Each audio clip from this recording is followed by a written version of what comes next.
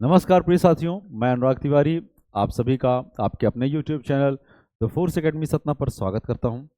और आज current affair के बाद चाय के साथ की इस सीरीज में आज का शुरुआत हम करते हैं एक बहुत अच्छे कोट के साथ। तो आइए, बहुत अच्छा कोट है ये कि कामयाबी सुबह के जैसी होती है, मांगने पर नहीं आती, जागने पर आती है। अर्थात किसी भी कामयाबी को पाने के लिए आपको वहां तक पहुंचना पड़ेगा। आप अपने घर में बैठे बैठे ये चाहें कि आपका कोई पेपर निकल जाए, ऐसा संभव नहीं है। ठीक है, और ऐसा संभव होना भी नहीं चाहिए, क्योंकि सबसे महत्वपूर्ण बात यह है कि जो बेचारे उसके लिए मेहनत कर रहे हैं, अगर किसी को वही चीज़ बैठे बैठे मिल जाएगी तो उसका मूल्य नहीं रहेगा। ठीक है, तो आइए करंट अफेयर को शुरू करते हैं। और आज का पहला क्वेश्चन है, प्रधानमंत्री श्री नरेंद्र मोदी ने किस शहर में जल संचय जन भागीदारी पहल का शुभारंभ किया है? और अभी हाल ही में भारत के यशस्वी प्रधानमंत्री माननीय श्री नरेंद्र मोदी जी ने गुजरात के सूरत में गुजरात के सूरत में इस अभियान को प्रारंभ किया है कि जन भागीदारी संचय होना चाहिए। अर्थात केवल सरकार के भरोसे ना रहे पानी बचाने के लिए, मनुष्य को अपने व्यक्तिगत तौर पर भी ऐसे प्रबंध करने चाहिए कि हम वर्षा जल का संचयन कर सकें। ठीक है, आइए देखते हैं। वीडियो कॉन्फ्रेंसिंग के माध्यम से गुजरात के सूरत में जल संचय जन भागीदारी पहल का शुभारंभ किया है।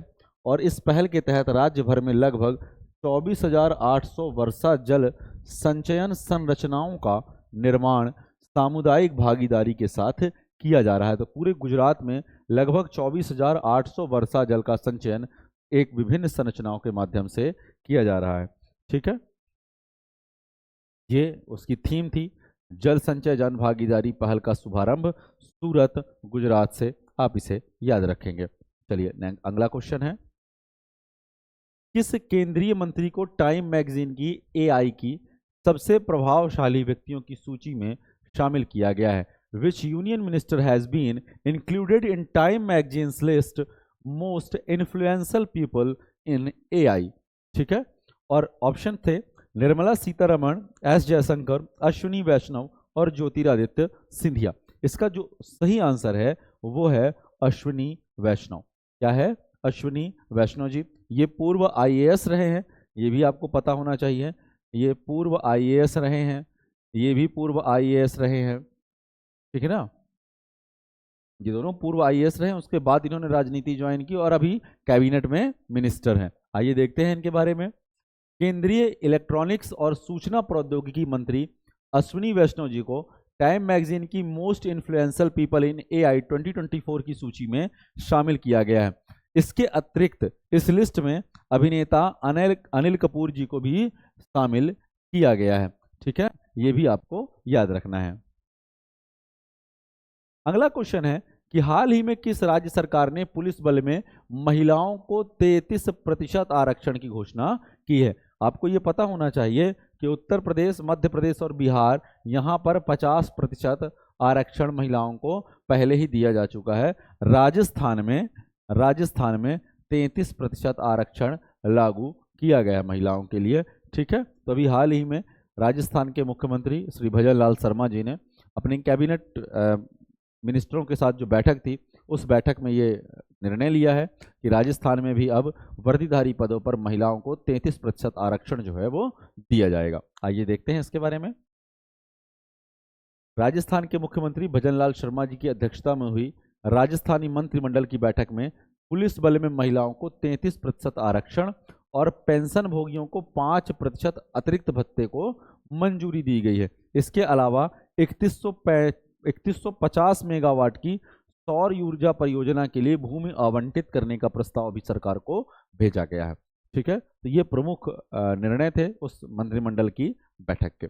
अगला क्वेश्चन देखते हैं, कपिल परमार किस खेल में पैरालंपिक पद जीतने वाले पहले भारतीय एथलीट बने हैं? तो ये मार्शल आर्ट की एक विधा होती है जिसका नाम है जूडो, और इन्होंने जूडो के इवेंट में अपना स्वर्ण पदक जीता है और अपने प्रतिद्वंदी को इन्होंने 10-0 से हराया है।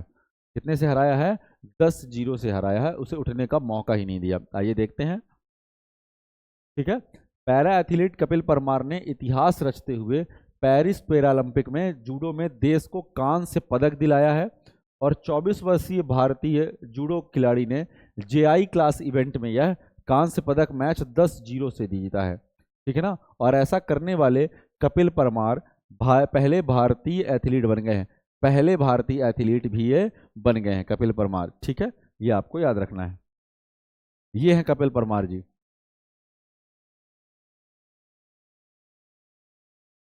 और वो नीचे कैंडिडेट लेटा है जो 10-0 से हारा है। ठीक है, चलिए नेक्स्ट क्वेश्चन। अंडर 20 विश्व कुश्ती चैंपियनशिप में किस भारतीय महिला रेसलर ने स्वर्ण पदक जीता है? Which Indian female wrestler won the gold medal in the under 20 world wrestling championship? ठीक है ना। ऑप्शन है अंतिम पंघाल, अंशु मलिक, अलका तोमर और ज्योति बेरवाल। तो इसका जो सही आंसर है वो है ज्योति बेरवाल। क्या है आंसर इसका?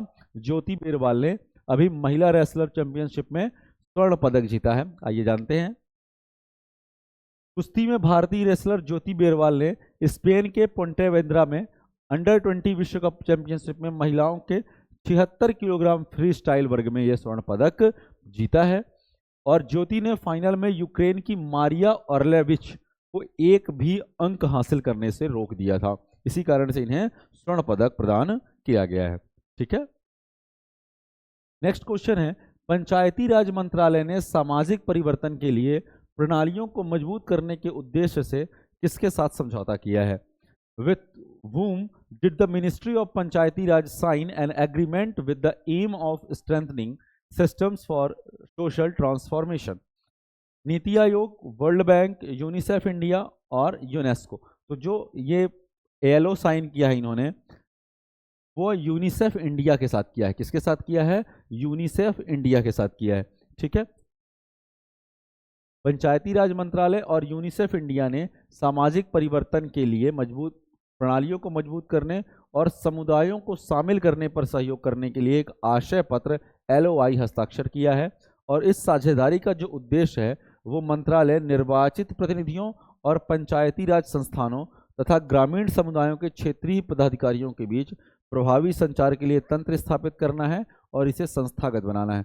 कुल मिला के जो बहुत ज़्यादा अलग अलग है, क्योंकि ग्रामीण पंचायतें अलग है, पंचायती राज व्यवस्था अलग है। ठीक है ना। जिला पंचायतें अलग हो जाती हैं, नगरीय पंचायतें अलग हो जाती हैं, फिर नगर निगम अलग हो जाते हैं। तो उनके बीच एक आपसी कोऑर्डिनेशन के लिए ये एक विभाग जो है वो काम करेगा और ताकि उनके बीच अच्छा खासा तालमेल रहा है। ठीक है, तो ये अभी इन्होंने यूनिसेफ इंडिया के साथ एक LO साइन किया है। अगला क्वेश्चन था कि नवाब सिंह समिति का संबंध किससे है? तो नवाब सिंह आपको याद होना चाहिए कि पंजाब और हरियाणा के पूर्व न्यायमूर्ति रहे हैं। किसानों का पंजाब और हरियाणा की तरफ से जो शंभू बॉर्डर है उस पर लगातार आंदोलन चलता रहा है। तो वहाँ के शंभू बॉर्डर पर किसानों के लिए जाके वहाँ की वस्तु स्थिति से सरकार को अवगत कराना और सुप्रीम कोर्ट को उसकी रिपोर्टिंग करना, उसके लिए हरियाणा और पंजाब के पूर्व मुख्य न्यायमूर्ति श्री नवाब सिंह जी को इस कमेटी का अध्यक्ष बनाया गया है। तो इसका जो सही आंसर हो जाएगा, क्वेश्चन एक बार देख लें कि नवाब सिंह समिति का संबंध किससे है? What is Nawab Singh committee related to? किसान, सैनिक, चिकित्सक या खिलाड़ी? तो ये किसानों से संबंधित है जो शंभू बॉर्डर पर बैठे हुए हैं। कहाँ पर बैठे हुए हैं? शंभू बॉर्डर पर बैठे हुए हैं। ठीक है, ये आपको याद रखना है। आइए जानते हैं। ये लिखा है, सुप्रीम कोर्ट ने पूर्व हाई कोर्ट जज जस्टिस नवाब सिंह की अध्यक्षता में समिति गठित की है और सुप्रीम कोर्ट ने आज शंभू बॉर्डर पर प्रदर्शन कर रहे किसानों की शिकायतों का सौहार्दपूर्ण समाधान करने के लिए पंजाब और हरियाणा उच्च न्यायालय के पूर्व न्यायाधीश न्यायमूर्ति नवाब सिंह की अध्यक्षता में एक समिति का गठन किया है। ठीक है ना। तो ये दो चीजें आपको याद रखनी है, एक तो शंभू बॉर्डर और दूसरा पंजाब और हरियाणा उच्च न्यायालय के पूर्व न्यायाधीश रहे हैं जस्टिस नवाब सिंह। ठीक है, चलें। IIT दिल्ली आबू धाबी परिसर कहाँ है? Where is IIT Delhi Abu Dhabi campus? आप याद रखिएगा, IIT दिल्ली ना UAE में है ना सऊदी अरब में है और इनमें से कोई नहीं होगा। तो इसका एक ही आंसर है, IIT दिल्ली कहाँ है? भारत में है। ठीक है ना। और IIT दिल्ली के कैंपस में एक आबू धाबी कैंपस अलग से प्लेस्ड किया गया है, बनाया गया है और उसका उद्घाटन वहाँ सऊदी अरब के जो क्राउन प्रिंस हैं अब्दुल सईद बिन सईद, उन्होंने आकर के यहाँ पे किया हुआ है। ठीक है, आइए। अबू धाबी के क्राउन प्रिंस शेख खालिद बिन मोहम्मद ने सोमवार को भारतीय प्रौद्योगिकी संस्थान IIT Indian institute of technology Delhi के अबू धाबी परिसर का आधिकारिक रूप से उद्घाटन किया है।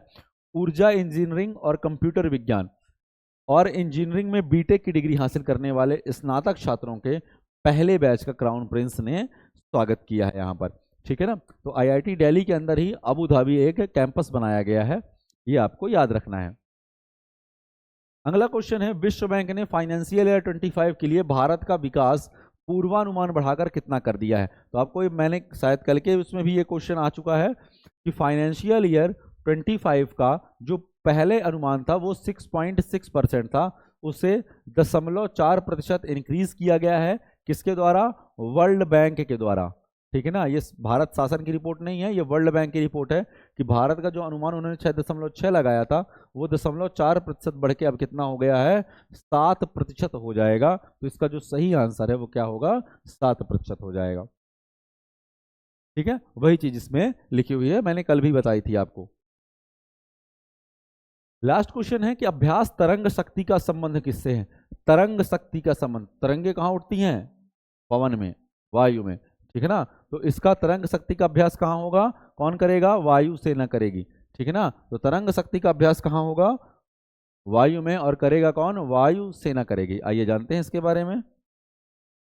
भारतीय वायुसेना की मेजबानी में पहली बार बहुराष्ट्रीय हवाई अभ्यास तरंग शक्ति का आयोजन हो रहा है और इसी के दूसरे चरण में Australia, Greece, Japan, Singapore, Sri Lanka, सऊदी अरब और UAE की वायुसेना की टीमें भी अपने अपने महत्वपूर्ण फाइटर और अन्य विमानों के साथ भाग ले रही हैं।